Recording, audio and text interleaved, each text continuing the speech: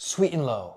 Is it harmful? So sweet and low is the trade name of an artificial sweetener called saccharin. And like most other artificial sweeteners, many people think it's harmful, to the extent that it's no longer used in commercial products. So that must mean that the fear is valid and it causes harm, right?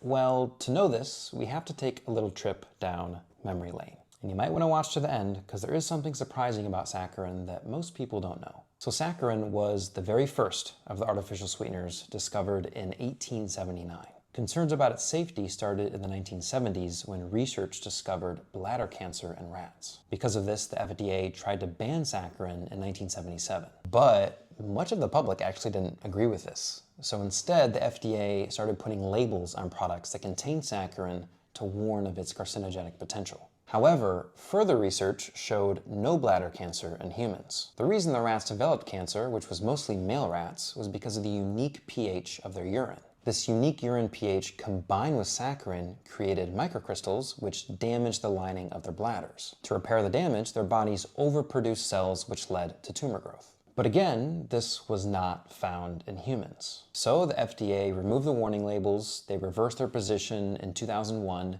and the EPA even declared it as safe a little bit later in 2010. But this created enough consumer concern that companies stopped using it, combined with the fact that other sweeteners were created within that time that companies had already switched to. And that's really it.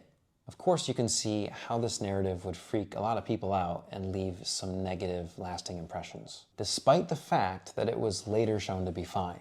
Now, there are a couple studies that have found associations between saccharin and weight gain, but it provides no nutritional value. So further research is needed to explore its effects on appetite. So, there you have it.